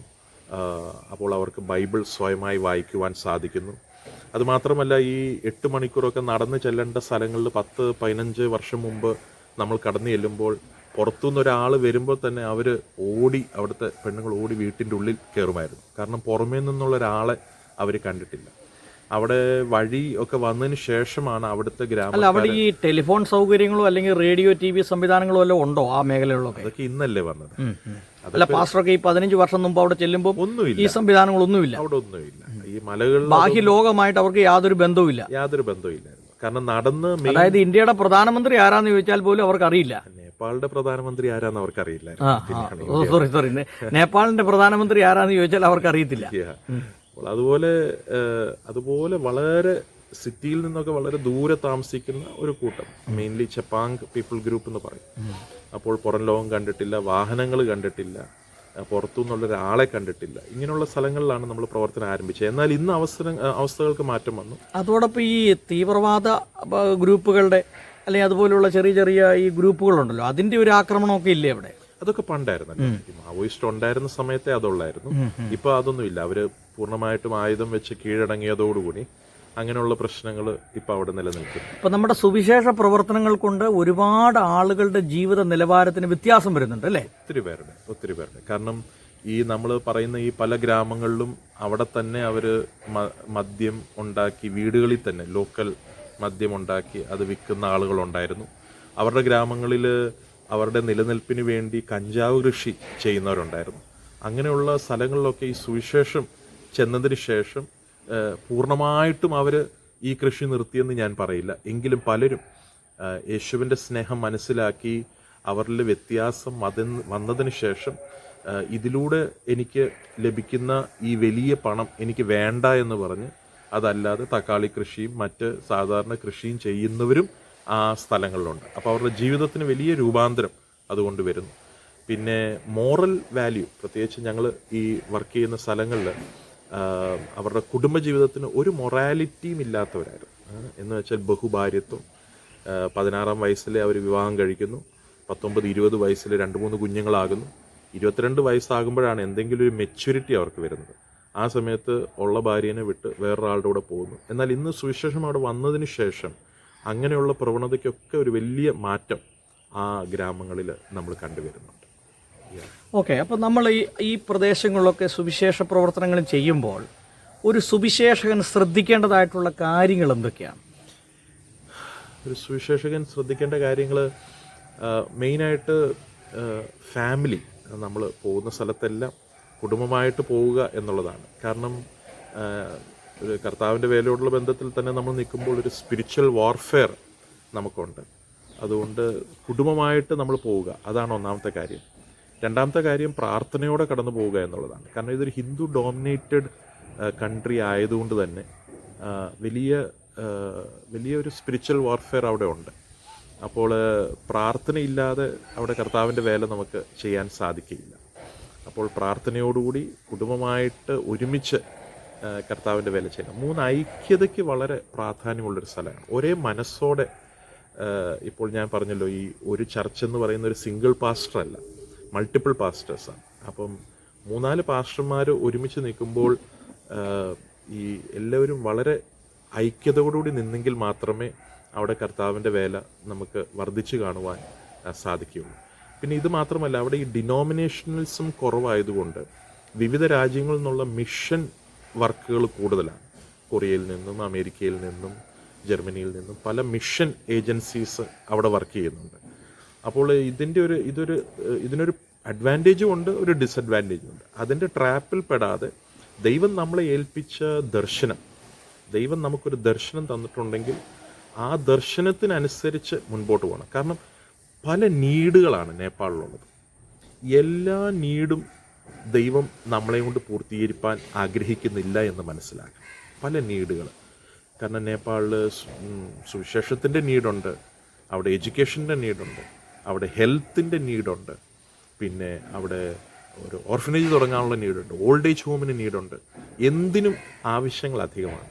അപ്പോൾ ഇതിൻ്റെ നടുവിൽ നമ്മൾ ചിലപ്പോൾ നമുക്കൊരു ടെംപ്റ്റേഷൻ ഉണ്ടാക്കാം, ഇത് ആരംഭിക്കാം, അത് ആരംഭിക്കാം, പല കാര്യങ്ങൾ ആരംഭിക്കാൻ സാധിക്കും. എന്നാൽ ദൈവം തന്നിരിക്കുന്ന ദർശനം, കർത്താവ് എന്താണ് നമ്മളെക്കുറിച്ച് ആഗ്രഹിക്കുന്നത്, അത് മാത്രം ചെയ്ത് അതിൽ ഫോക്കസ് ഹാസ് പവർ. അപ്പോൾ അതിൽ ഫോക്കസ് ചെയ്ത് മുൻപോട്ട് പോകുന്നുവെങ്കിൽ കുറച്ചും കൂടെ എഫക്റ്റീവ് ആകുവാൻ സാധിക്കും. കാരണം പലരും അവിടെ വന്ന് അവിടുത്തെ അവസ്ഥകൾ കാണുമ്പോൾ എന്തിനാണ് കർത്താവ് നമ്മളെ അവിടെ കൊണ്ടുവന്നതെന്ന് മനസ്സിലാക്കാതെ പല കാര്യങ്ങൾ ആരംഭിക്കും. ഈ പല കാര്യങ്ങൾ ആരംഭിച്ച് കഴിയുമ്പോൾ കുറച്ച് നാൾ കഴിയുമ്പോൾ ഒന്നും ഇല്ലാതായിട്ടില്ല. അപ്പോൾ ദൈവം എന്തിനു വേണ്ടിയാണ് എന്നെ അവിടെ വിട്ടത്, എന്താണ് എന്നിൽ കൂടെ ദൈവം ആഗ്രഹിക്കുന്നത്, അതിൽ മാത്രം ശ്രദ്ധ കേന്ദ്രീകരിച്ച് അത് മാത്രം ഫോക്കസ് ചെയ്യുകയാണെങ്കിൽ പ്രയോജനപ്പെടുവാനും ഒരു അനേകരെ എഫക്റ്റീവായിട്ട് കർത്താവിൻ്റെ വേല ചെയ്യുവാനും സാധിക്കും. ഫസ്റ്റ്, നേപ്പാളിലുള്ള മറ്റ് സാധ്യതകളെ കുറിച്ചൊന്ന് പറയാമോ? സുവിശേഷ പ്രവർത്തനം തോടൊപ്പം തന്നെ മറ്റെന്തൊക്കെ സാധ്യതകളാണ് നേപ്പാളിലുള്ളത്? മറ്റ് സാധ്യതകൾ എന്ന് പറയുമ്പോൾ അവിടെ ഹെൽത്ത് സെക്ടറിൽ നല്ല സാധ്യതയാണ്, എഡ്യൂക്കേഷൻ സെക്ടറിൽ നല്ല സാധ്യതയാണ്. നല്ല മിഷൻ മൈൻഡഡ് ആയിട്ടുള്ള അധ്യാപകർ അവിടെ വന്നു കഴിഞ്ഞാൽ പല ഗ്രാമങ്ങളിലും പോയി പഠിപ്പിക്കുവാൻ സാധിക്കും. നല്ല MSW എന്ന കോഴ്സ് ഇവിടെ ഉണ്ടല്ലോ. MSW ഒരു കമ്മ്യൂണിറ്റി ഡെവലപ്മെൻറ്റ്. MSW കഴിഞ്ഞ വിദ്യാർത്ഥികൾ മിഷൻ കാഴ്ചപ്പാടുകൂടി അവിടെ വന്നു കഴിഞ്ഞു. മിഷൻ കാഴ്ചപ്പാടെന്ന് ഞാൻ പറയുമ്പോൾ ഒരു ജോലി ചെയ്ത് കുറച്ച് പണം സമ്പാദിക്കുക എന്ന് മാത്രമല്ല, അതിൻ്റെ ഇടയ്ക്ക് ഒരു കാര്യം ചോദിച്ചോട്ടെ, ഇപ്പോൾ ഈ സ്കൂൾ തുടങ്ങിയാൽ നമുക്ക് അവിടെ നിന്ന് തന്നെ ഫീസ് കളക്ട് ചെയ്യാൻ പറ്റുമോ? പല ഗ്രാമങ്ങളിൽ നമ്മൾ തുടങ്ങിയിരിക്കുന്നതെല്ലാം ഫ്രീ ആയിട്ടാണ്. കാരണം ഗ്രാമങ്ങളിൽ അവർക്ക് ഫീസ് തരാനുള്ള സാധ്യതയില്ല. അതുകൊണ്ടാണല്ലോ അവർ ഗവൺമെൻറ് സ്കൂളിൽ പോകുന്നത്. അപ്പോൾ പിന്നെ നമ്മൾ എങ്ങനെയാണ് ഫണ്ട് കണ്ടെത്തും? അപ്പോൾ നമ്മുടെ ചർച്ചാണ് നമ്മുടെ മെയിൻ.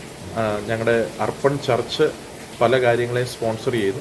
പിന്നെ നമ്മുടെ സുഹൃത്തുക്കൾ, നമ്മുടെ ബന്ധുമിത്രാദികൾ പലരും ഈ പ്രവർത്തനത്തെ സപ്പോർട്ട് ചെയ്യുന്നത് കൊണ്ടാണല്ലോ ഈ പ്രവർത്തനങ്ങൾ മുൻപോട്ട് പോകുന്നത്. അപ്പോൾ നല്ല MSW കഴിഞ്ഞ മിഷൻ കാഴ്ചപ്പാടുള്ളവർ അവിടെ വന്നു കഴിഞ്ഞാൽ കമ്മ്യൂണിറ്റി ഡെവലപ്മെൻറ്റ്, ഈ കമ്മ്യൂണിറ്റിയിൽ എന്തൊക്കെ ചെയ്യാൻ പറ്റും എന്ന് മനസ്സിലാക്കി അതിനുവേണ്ടി പ്രവർത്തിക്കുവാൻ സാധിക്കും. നല്ല ഹെൽത്ത് പ്രൊഫഷണൽസ്, അത് നേഴ്സുമാരായാലും ഡോക്ടർമാരായാലും നല്ല മിഷൻ കാഴ്ചപ്പാടുള്ളവർ അവിടെ വന്നു കഴിഞ്ഞാൽ എല്ലാ ഗ്രാമങ്ങളിലും, നമ്മളീ പോകുന്ന ഗ്രാമങ്ങളിലൊന്നും ഹെൽത്ത് സെൻറ്റേഴ്സ് ഇല്ല. അതുകൊണ്ട് തന്നെ പ്രായം എത്തുന്നതിന് മുമ്പ് മരിക്കുന്ന അനേകരുണ്ട്. ജനിച്ചു കഴിഞ്ഞ് മരിക്കുന്ന കുഞ്ഞുങ്ങളുണ്ട്. കാരണം അവർക്കൊന്നും ആവശ്യമായ കെയർ കിട്ടുന്നില്ല. അപ്പോൾ എഡ്യൂക്കേഷൻ, ഹെൽത്ത്, കമ്മ്യൂണിറ്റി ഡെവലപ്മെൻറ്റ്, ഇതിനെല്ലാം വളരെ അവസരങ്ങളുള്ളൊരു സ്ഥലമാണ് നേപ്പാൾ. പ്രത്യേകിച്ച് വെസ്റ്റ് നേപ്പാൾ പോലുള്ള സ്ഥലങ്ങൾ. വെസ്റ്റ് നേപ്പാളിൻ്റെ മലകളിലേക്ക് പോയി കഴിഞ്ഞാൽ ഈ ഞങ്ങളായിരിക്കുന്ന സ്ഥലത്ത് അത്രയും പോലും അവിടെ ഡെവലപ്മെൻറ്റ് സംഭവിച്ചിട്ടില്ല. അപ്പോൾ അവിടെയൊക്കെ എഡ്യൂക്കേഷൻ റിലേറ്റഡ് ആയിട്ടും ഹെൽത്ത് റിലേറ്റഡ് ആയിട്ടും കമ്മ്യൂണിറ്റി ഡെവലപ്മെൻറ്റ് റിലേറ്റഡ് ആയിട്ടും പല കാര്യങ്ങളും ചെയ്യാൻ സാധിക്കും. ഒന്നും വേണ്ട, എൻജിനീയർമാർ അവിടെ വന്നു കഴിഞ്ഞാൽ നല്ല അവസരങ്ങളുണ്ട്. അവിടെയുള്ള ഗ്രാമങ്ങളിൽ കടന്നുപോയി എൻജിനീയറിംഗ് റിലേറ്റഡ് ആയിട്ടുള്ള കാര്യങ്ങൾ പഠിപ്പിക്കാൻ. അപ്പോൾ സുവിശേഷവേല എന്ന് പറയുമ്പോൾ നമ്മൾ ദൈവരാജ്യം എന്നൊരു കൺസെപ്റ്റ് കാണുമ്പോൾ ഇതൊക്കെ കർത്താവിൻ്റെ വേലയുടെ ഒരു ഭാഗമാണെന്ന് മനസ്സിലാക്കി ചെയ്യുവാൻ മനസ്സുള്ളവർ വന്നു കഴിഞ്ഞാൽ വളരെയധികം അവസരങ്ങളുള്ള സ്ഥലമാണ് നേപ്പാൾ. ഓക്കെ പാസ്റ്റർ, ഈ ചർച്ച് പ്ലാന്റിനെ കുറിച്ച് പറയുമ്പോഴേ ഈ എങ്ങനെയാണ് നമ്മളൊരു ചർച്ച് പ്ലാന്റ് ചെയ്യാനായിട്ട് സാധിക്കുന്നത്? എങ്ങനെയാണ് അതിൻ്റെ ഒരു പാസ്റ്ററുടെ ആ പഠനവും എക്സ്പീരിയൻസും വെച്ച് നേപ്പാൾ പോലുള്ള സ്ഥലങ്ങളിൽ ചർച്ച് പ്ലാന്റ് ചെയ്യുന്നു. അപ്പോൾ നമുക്കത് എങ്ങനെ ആണ് അവിടെ അത് സാധ്യമാകുന്നത്? എങ്ങനെയാണ്? നേപ്പാളിനെ 7 സോണായിട്ടാണ് തിരിച്ചിരിക്കുന്നത്. അവിടെ 77 ജില്ലകളുണ്ട്. എല്ലാ ജില്ലകളിലും ഇന്ന് പ്രവർത്തനം ആയിക്കഴിഞ്ഞു. എങ്കിലും യേശുവിനെ അറിയാത്ത സ്ഥലങ്ങൾ ധാരാളമായുണ്ട്. അപ്പോൾ അവിടെ ചർച്ച് പ്ലാന്റിംഗ് എന്ന് പറയുമ്പോൾ തന്നെ ഞാൻ ആദ്യം പറഞ്ഞ പോലെ തന്നെ ഒരു ഗ്രാമത്തിൽ പുറത്തുനിന്നൊരാൾ പോയി അവിടെ ഒരു സഭ തുടങ്ങുന്നത് അത്ര സാധ്യമല്ല. അപ്പോൾ അവിടെയുള്ള ഒരു ലോക്കലിനെ നമുക്ക് ആവശ്യം. അപ്പോൾ അവിടെ ആ ഗ്രാമത്തിലുള്ള ഒരു ലോക്കൽ വ്യക്തിയെ കൂട്ടുപിടിച്ചുകൊണ്ട് വളരെ പ്രാർത്ഥനയോടുകൂടി അവിടെ ഒരു വർക്ക് ആരംഭിച്ചു കഴിഞ്ഞാൽ ഒരു വർഷത്തിനുള്ളിൽ ചുരുങ്ങിയത് 10-15 പേരടങ്ങുന്ന ഒരു പ്രവർത്തനം അവിടെ നമുക്ക് ആരംഭിക്കുവാൻ സാധിക്കും. ഈ ഹോമോജീനിയസ് യൂണിറ്റ് പ്രിൻസിപ്പിൾ എന്ന് പറയും. എന്ന് വെച്ചാൽ പല ഗ്രാമങ്ങളും നമ്മൾ നോക്കിക്കഴിഞ്ഞാൽ ഒരേ കാസ്റ്റിലുള്ളവരാണ് ആ ഗ്രാമത്തിലുള്ളത്. ഇപ്പോൾ തമാങ് എന്ന് പറയുന്ന ഒരു കാസ്റ്റ് ഉണ്ടെങ്കിൽ ഒരു ഗ്രാമത്തിൽ മൊത്തം തമാങ് ആളുകളാണ്. ചെപ്പാങ് എന്ന് പറയുമ്പോൾ ആ ഗ്രാമത്തിൽ മൊത്തം ചെപ്പാങ്കാണ്. ഞാൻ പറയുന്നത് കാഠ്മണ്ഡു പോലുള്ളൊരു പട്ടണത്തിലല്ല, പട്ടണങ്ങളിൽ എല്ലാ ജാതിക്കാരും ഉണ്ട്. എന്നാൽ ഗ്രാമങ്ങളിൽ ഒരു ട്രൈബിലുള്ള ഒരു കാസ്റ്റിലുള്ള ആളുകളായിരിക്കും കൂടുതലും ആ ഗ്രാമത്തിൽ. അപ്പോൾ അതേ കാസ്റ്റിലുള്ള ഒരു വ്യക്തിയെ നമ്മൾ കണ്ടെത്തി ആ വ്യക്തിയെ ട്രെയിൻ ചെയ്ത് ആ വ്യക്തിയെ സുശേഷവേലയ്ക്ക് യോഗ്യമായി ദൈവവചനം പഠിപ്പിച്ച് ആ വ്യക്തിയെ കൊണ്ട് മാത്രമേ നമുക്ക് അവിടെ ഒരു സഭ സ്ഥാപിക്കാൻ പറ്റത്തുള്ളൂ. സഭ വളർന്നു കഴിയുമ്പോൾ അവിടെ ഏറ്റവും അത്യാവശ്യമായി ചെയ്യേണ്ടതെന്ന് പറഞ്ഞാൽ അവരെ ഡിസൈപ്പിൾഷിപ്പിലേക്ക് നടത്തുകയാണ്, അവരെ ശിഷ്യത്വത്തിലേക്ക് നടത്തുകയാണ്.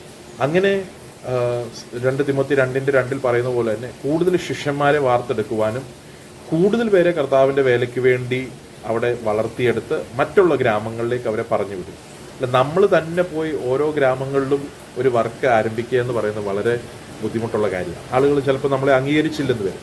അപ്പോൾ അതേ കാസ്റ്റിലുള്ള ആളുകളെ കണ്ടുപിടിച്ച് അതേ ഗ്രാമത്തിൽ അവരെ ആക്കി അങ്ങനെ മാത്രമേ അവിടെ സഭാ വളർച്ച നടക്കുകയുള്ളൂ. പക്ഷേ പാസ്റ്ററെ സംബന്ധിച്ച് പാസ്റ്റർക്ക് നല്ല വിദ്യാഭ്യാസമുണ്ട്, അത്യാവശ്യ സാമ്പത്തികപരമായ ചുറ്റുപാടുണ്ട്. പിതാവ് എയർഫോഴ്സിലായിരുന്നു, അമ്മ ടീച്ചറായിരുന്നു. ഇത്രയും സാധ്യതകളൊക്കെ ലോകത്തിൻ്റെ ഉന്നതമായ മേഖലകളിൽ അമേരിക്കയിലോ കാനഡയിലോ ഇംഗ്ലണ്ടിലോ ഒക്കെ ജോലി ചെയ്യാനൊക്കെ ഉള്ള സാധ്യതയൊക്കെ ഉണ്ടായിരുന്നിട്ടും പാസ്റ്റർ എന്തുകൊണ്ടാണ് ഈ സുവിശേഷ വേല തിരഞ്ഞെടുപ്പ്? പാസ്റ്റർ എന്നോട് ആദ്യം പറഞ്ഞു, ഞാൻ എൻ്റെ മാതാവ് ദൈവസന്നിധിയിൽ എന്നെ സമർപ്പിച്ചെന്ന്. എങ്കിലും പലപ്പോഴും ഇതുപോലെ സാധ്യതകളുള്ള ആളുകൾ ആ സാധ്യത ഉപയോഗിച്ച് പണമുണ്ടാക്കി മുമ്പോട്ട് പോവുകയാണ്. ആ സ്ഥാനത്ത് പാസ്റ്റർ ഇത് തിരഞ്ഞെടുത്തു, സുവിശേഷ വേല. അതോടൊപ്പം തന്നെ യൗവനക്കാരായ സുവിശേഷകരോട് പാസ്റ്റർക്ക് എന്താണ് പൊതുവിലൊരു സന്ദേശം പറയാനായിട്ടുള്ളത് പാസ്റ്ററുടെ ജീവിതവുമായി ബന്ധപ്പെട്ട്? എൻ്റെ പിതാവും മാതാവും കർത്താവിൻ്റെ വേല ചെയ്യുന്നത് കണ്ടു വളർന്നൊരു വ്യക്തിയാണ് ഞാൻ. അപ്പോൾ ഇതിൻ്റെ രണ്ട് സൈഡുണ്ട്. ഒരു സൈഡിൽ കർത്താവിൻ്റെ വേലയോടുള്ള ബന്ധത്തിൽ അവർ അഭിമുഖീകരിച്ച ബുദ്ധിമുട്ടും പ്രയാസങ്ങളും നിന്നയും പരിഹാസവും ഒക്കെ കണ്ടാണ് ഞാൻ വളർന്നു. ചർച്ചിൻ്റെ പുറത്തുനിന്ന് ചർച്ചിൻ്റെ ഉള്ളിൽ നിന്നും ഈ ബുദ്ധിമുട്ടും പ്രയാസവും ഒക്കെ ഉണ്ടായി. അപ്പോൾ ഒരു സൈഡിൽ അതുണ്ടെങ്കിൽ തന്നെ മറു സൈഡിൽ സുവിശേഷ വേലയോടുള്ള ബന്ധത്തിൽ അവർക്കുണ്ടായിരുന്ന ഒരു കണ്ടെയ്ൻമെൻറ്റ്, ഒരു സംതൃപ്തി, അതും കണ്ടാണ് ഞാൻ വളർന്നത്. അപ്പോൾ ഇതിൻ്റെ ഉള്ളിൽ നിന്ന് ലഭിക്കുന്ന ഒരു ആനന്ദം, ഒരു സന്തോഷം, അതും കണ്ടു. അപ്പോൾ ഞാൻ കർത്താവിൻ്റെ വേലയ്ക്ക് വേണ്ടി തീരുമാനമെടുക്കുമ്പോൾ ഒരു സൈഡിൽ എനിക്കറിയാം അതിൻ്റെ ബുദ്ധിമുട്ടുകളും പ്രയാസങ്ങളും ഉണ്ട്. എന്നാൽ മറു സൈഡിൽ ഇതിൽ നിന്ന് നമുക്ക് ലഭിക്കുന്ന ഒരു സംതൃപ്തി, അത് വലിയൊരു കാര്യമാണ്. ഏതൊരു ജോലിക്കും സംതൃപ്തിയാണല്ലോ, കണ്ടെയ്ൻമെൻ്റ് ആണല്ലോ ഏറ്റവും വലുത്. അപ്പോൾ കർത്താവിൻ്റെ വേലയ്ക്ക് വേണ്ടി ഞാൻ ഇറങ്ങുമ്പോൾ അതായിരുന്നു ഒരു മോട്ടിവേറ്റിംഗ് ഫാക്ടർ. രണ്ട്, ദൈവം തന്നൊരു കാഴ്ചപ്പാടാണ്. ലോകത്തെക്കുറിച്ചും നമ്മുടെ ജീവിതത്തെക്കുറിച്ചും നമുക്കെല്ലാം ഓരോ കാഴ്ചപ്പാടുകളുണ്ട്. അപ്പോൾ എൻ്റെ പ്രയോറിറ്റിയിൽ ചെറുപ്പം മുതൽ തന്നെ പണമുണ്ടാക്കുക എന്നുള്ളതൊരു പ്രയോറിറ്റി അല്ലായിരുന്നു, ചെറുപ്പം മുതൽ. കാരണം അങ്ങനെയാണ് ഞങ്ങളെ വളർത്തിക്കൊണ്ട് വന്നത്. എല്ലാ ദിവസവും വീട്ടു പ്രാർത്ഥനയ്ക്കായാലും സന്ധ്യാപ്രാർത്ഥനയ്ക്ക് ഇരിക്കുമ്പോൾ മാതാപിതാക്കൾ ഞങ്ങളെ കർത്താവിൻ്റെ വേലയുടെ മഹത്വത്തെക്കുറിച്ചും കർത്താവിൻ്റെ വേലയ്ക്ക് വേണ്ടി ഇറങ്ങിയാൽ അതിൻ്റെ പ്രയോജനങ്ങളെക്കുറിച്ചും ദൈവനാമത്തിന് വേണ്ടി ഇന്ന് ഉള്ള അവസരങ്ങളെക്കുറിച്ചും നമ്മൾ പോയില്ലെങ്കിൽ മറ്റാരും പോകാനില്ല എന്നും അങ്ങനെ ചെറുപ്പം മുതൽ ഒരു ഓറിയൻറ്റേഷൻ വീട്ടിൽ തന്നെ ഞങ്ങൾക്ക് ലഭിച്ചിരുന്നു. അപ്പോൾ ഇടക്കാലങ്ങളിൽ എനിക്കൊരു താല്പര്യക്കുറവ് വന്നുവെങ്കിലും പിന്നീട് ആ എൻജിനീയറിങ്ങിന് പഠിക്കുന്ന സമയങ്ങളിൽ വീണ്ടും ദൈവാത്മാവ് നമ്മളെ തട്ടി ഉണർത്തുവാനും ആ ദർശനം ഒന്നും കൂടെ പുതുക്കി തരുവാനും ഒക്കെ ഇടയായിത്തീരും. പ്രത്യേകിച്ച് ഈ എൽത്തുരുത്ത് സ്ഥലത്ത് ഈ ഗിൽഗാൽ എന്ന് പറയുന്ന ഒരു പ്രവർത്തനം എൻ്റെ പിതാവ് ആരംഭിച്ചതാണ്. ഗുജറാത്ത് ഗാന്ധിനഗറിൽ ഇരിക്കുമ്പോഴാണ് ഇങ്ങനൊരു കാഴ്ചപ്പാട്, ദർശനം എൻ്റെ പിതാവിനും മാതാവിനും ലഭിക്കുന്നത്. തൃശ്ശൂരിൽ ടൗണിൽ ഇങ്ങനൊരു പ്രവർത്തനം ആരംഭിക്കണം. അങ്ങനെയാണ് അയ്യന്തോൾ ചർച്ച് ആരംഭിക്കുന്നത്. അയ്യന്തോളിൽ അവിടുത്തെ പ്രവർത്തനങ്ങൾ തീരാറാകുമ്പോഴാണ് ഈ സ്ഥലത്തേക്കുള്ളൊരു ദർശനം ലഭിക്കുന്നത്. ഇതൊരു ധ്യാന കേന്ദ്രമായിട്ടാണ് ആദ്യം ആരംഭിച്ചത്. പലർക്കും വന്ന് ഒരു വിടുതലിൻ കേന്ദ്രം, പലരും വന്ന് ഒരു വിടുതൽ പ്രാപിക്കുവാൻ ഒരു സ്ഥാപനമായിട്ട്. പ്രത്യേകിച്ച് ശനിയാഴ്ചകളിലായിരുന്നു ഇവിടെ മീറ്റിങ്ങുകൾ. അനേക രോഗികൾ വന്ന് സൗഖ്യമായൊരു സ്ഥലം. അന്ന് നമ്മുടെ കൂടെ 10-15 പാസ്റ്റർമാർ, children's home, old age home, prayer സെല്ലുകളെല്ലാം ഉണ്ടായിരുന്നു. അപ്പോൾ പിതാവിൻ്റെ ഒരു ആഗ്രഹമായിരുന്നു, പിതാവിൻ്റെ കാലശേഷം ഇതെല്ലാം ഞാൻ ഏറ്റെടുത്ത് നടത്തണം എന്നുള്ളത്. അപ്പോൾ അതിനാവശ്യമായുള്ള സ്ഥലവും കെട്ടിടങ്ങളും എല്ലാം, വീടും സൗകര്യങ്ങളും ഒക്കെ ഇവിടെ ഉണ്ടെങ്കിൽ തന്നെയും എൻ്റെ ഉള്ളിൽ ദൈവം ആയിട്ട് തന്ന ഒരു ദർശനമായിരുന്നു നേപ്പാൾ എന്നത്. അല്ലെങ്കിൽ ഒരിക്കലും ഞാൻ ഈ സ്ഥലം വിട്ടു പോകേണ്ട ആളല്ല. കാരണം കമ്പയർ ചെയ്ത് കഴിഞ്ഞാൽ തൃശ്ശൂരും നേപ്പാളും കമ്പയർ ചെയ്ത് കഴിഞ്ഞാൽ കമ്പയർ ചെയ്യാനേ സാധിക്കത്തില്ല. കാരണം ഇവിടെ ഉള്ള ഒരു സൗകര്യങ്ങളും നമുക്ക് നേപ്പാളിലില്ല.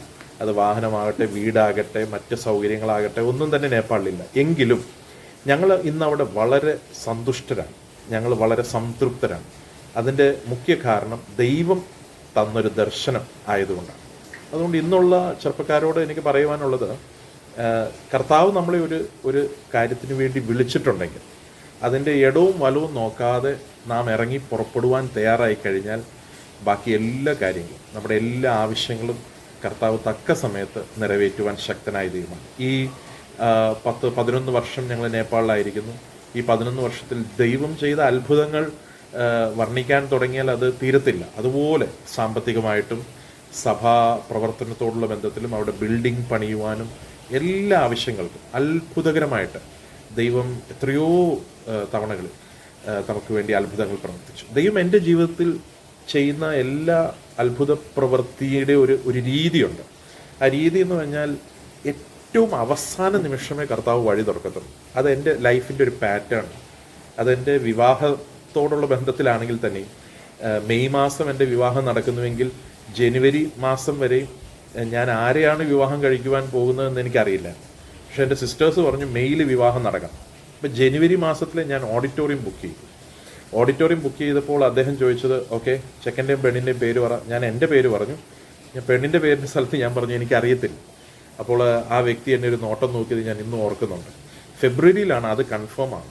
അപ്പോൾ ഓഡിറ്റോറിയം ബുക്ക് ചെയ്തതിന് ശേഷമാണ് ഞാൻ ആരെയാ വിവാഹം കഴിക്കാൻ പോകുന്നതെന്ന് പോലും കൺഫേം ആയത്. അപ്പോൾ എല്ലാം ദൈവം തുറന്ന എല്ലാ വാതിലുകളും ലാസ്റ്റ് മിനിറ്റായിരുന്നു. സയാക്സിൽ ഞാൻ MTH പഠനത്തിന് ശേഷം എനിക്ക് ഒരു ബൈബിൾ കോളേജിൽ പഠിപ്പിക്കുവാൻ ആഗ്രഹമുണ്ടായിരുന്നു. ഗ്രാജുവേഷൻ വരെ എനിക്ക് അറിയത്തേയില്ല ഞാൻ എവിടെയാണ് പഠിപ്പിക്കാൻ പോകുന്നത്. അപ്പോൾ എൻ്റെ കൂടെയുള്ള മറ്റെല്ലാവർക്കും അവസരങ്ങൾ തുറന്നു കഴിഞ്ഞിരുന്നു. എന്നാൽ ആ ഗ്രാജുവേഷൻ്റെ കഴിഞ്ഞിട്ടുള്ള ആ രാത്രിയാണ് ദൈവം എനിക്ക് വേണ്ടി വഴികളെ തുറന്നത്. എന്ന് പറയുന്ന പോലെ നേപ്പാളിലും നമ്മൾ ആദ്യത്തെ ട്രെയിനിങ് നമ്മൾ നടത്തുവാൻ വേണ്ടി പോകുന്നു. അതിന് 10 ദിവസം വരെ നമുക്ക് ഒരു ഐഡിയയും ഇല്ല എവിടുന്ന ഇതിനു വേണ്ടി ദൈവം സാമ്പത്തികമായി നൽകി തരുവാൻ പോകുന്നതെന്ന്. എന്നാൽ അതിനൊരു 10 ദിവസം മുമ്പ് എല്ലാം ലാസ്റ്റ് മൊമെൻറ്റിലായിരുന്നു. അപ്പോൾ കർത്താവ് നമ്മളെ ഒരു കാര്യത്തിന് വേണ്ടി വിളിച്ചിട്ടുണ്ടെങ്കിൽ ഇന്നത്തെ തലമുറയോട് എനിക്ക് പറയുവാനുള്ളത്, നമ്മൾ പലപ്പോഴും ഭാവി നോക്കി വ്യാകുലപ്പെട്ട് നമ്മൾ തന്നെ പല കാൽക്കുലേഷനും ചെയ്ത് നമ്മൾ തന്നെ ചിന്തിച്ച് ഉണ്ടാക്കി പല തീരുമാനങ്ങളും എടുക്കുന്നു. എന്നാൽ കർത്താവ് നമ്മളെക്കുറിച്ചൊരു കാര്യം ആഗ്രഹിച്ചിട്ടുണ്ടെങ്കിൽ നമ്മൾ എടുത്തു ചാടുവാൻ തയ്യാറായി കഴിഞ്ഞാൽ, ഒന്നും നോക്കാതെ കർത്താവിൻ്റെ പുറകെ ഇറങ്ങി പുറപ്പെടുവാൻ തയ്യാറായി കഴിഞ്ഞാൽ കർത്താവ് നമ്മുടെ എല്ലാ കാര്യങ്ങളും തക്ക സമയത്ത് നിറവേറ്റുന്ന ദൈവമാണ്. ഇനി അപ്പോസ്തലപ്രവൃത്തി 20-ാം അധ്യായമാണ് എൻ്റെ ഓർമ്മയിലേക്ക് വരുന്നത്. പൗലോസ് എഫെസോസിലുള്ള തൻ്റെ മിനിസ്ട്രി ശുശ്രൂഷ തീർന്നതിന് ശേഷം മടങ്ങിപ്പോകുമ്പോൾ അവിടെയുള്ള മൂപ്പന്മാരോട് പറഞ്ഞ ഒരു കാര്യം, കഷ്ടതയും പ്രയാസങ്ങളും എനിക്ക് വേണ്ടി കാത്തിരിക്കുന്നു എന്നെനിക്കറിയാം, എങ്കിലും ഞാൻ അതിനെ നോക്കുന്നില്ല. കർത്താവ് എനിക്ക് മുമ്പിൽ വെച്ചിരിക്കുന്ന പരിശുദ്ധാത്മാവ് എന്നെ പ്രേരിപ്പിക്കുന്നത് കൊണ്ട് എൻ്റെ മുൻപിലോട്ട് തന്നെ ഞാൻ പോകുന്നു. എൻ്റെ മുൻപിൽ വെച്ചിരിക്കുന്ന ലക്ഷ്യത്തിലേക്ക് ഞാൻ പോകുന്നു. നമ്മുടെ ജീവിതത്തിൻ്റെ ഏത് മേഖലയിലും കഷ്ടപ്പാടുകളും ബുദ്ധിമുട്ടുകളും ഒക്കെ ഉണ്ട്.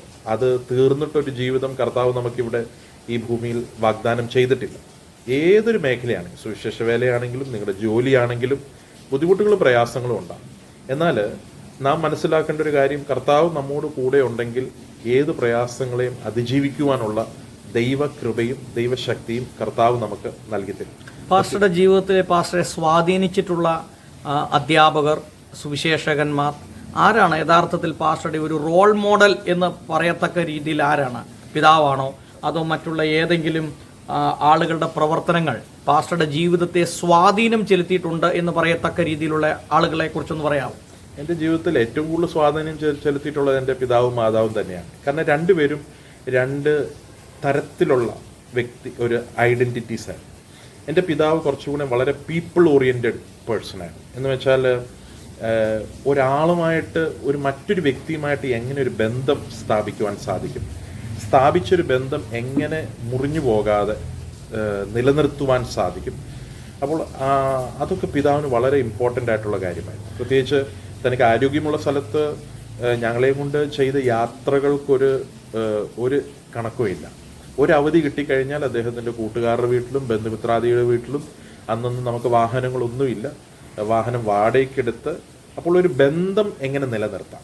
പിന്നെ അദ്ദേഹത്തിന് വയ്യാതായ സമയം മുതൽ പിന്നെ ഫോണിലൂടെ എങ്ങനെ ഒരു റിലേഷൻഷിപ്പ് ബ്രേക്ക് ചെയ്യാതെ കൊണ്ടു നടക്കാൻ പറ്റും, അത് വളരെ ടേക്ക് കെയർ ചെയ്തൊരു വ്യക്തിയാണ് പിതാവ്. അദ്ദേഹത്തിന് ശത്രുക്കൾ ഇല്ലായിരുന്നു എന്ന് തന്നെ പറയും. ആരെങ്കിലും അദ്ദേഹത്തോട് പിണങ്ങിയിരുന്നാൽ അദ്ദേഹത്തിന് അത് ഇഷ്ടമല്ലായിരുന്നു. അടുത്ത ദിവസം ആ വ്യക്തിയെ വിളിച്ച് എന്തെങ്കിലുമൊക്കെ ഒരു ഗിഫ്റ്റൊക്കെ കൊടുത്ത് അങ്ങനെ പിണക്കങ്ങൾ വെച്ചുകൊണ്ടിരിക്കുന്ന ഒരു വ്യക്തിയല്ലായിരുന്നു പിതാവ്. അപ്പോൾ വളരെ പീപ്പിൾ ഓറിയൻറ്റഡ് പേഴ്സണായിരുന്നു.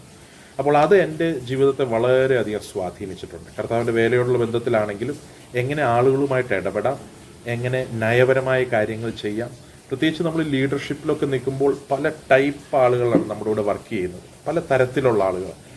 ഇവരെല്ലാവരെയും എങ്ങനെ ഒരുമിച്ച് കൊണ്ടുപോകാം എന്നതൊക്കെ ഞാൻ പഠിച്ചത് എൻ്റെ പിതാവിൽ നിന്ന്. എൻ്റെ മാതാവ് എൻറ്റയർലി ഡിഫറെൻറ്റ്. മാതാവ് കുറച്ചും വളരെ പ്രാർത്ഥിക്കുന്നൊരു ലേഡി. മാതാവ് ചെറുപ്പം മുതൽ 7-ാം ക്ലാസ്സിൽ വെച്ച് പ്രവചനവരം ലഭിച്ചതാണ് എൻ്റെ മമ്മിക്ക്.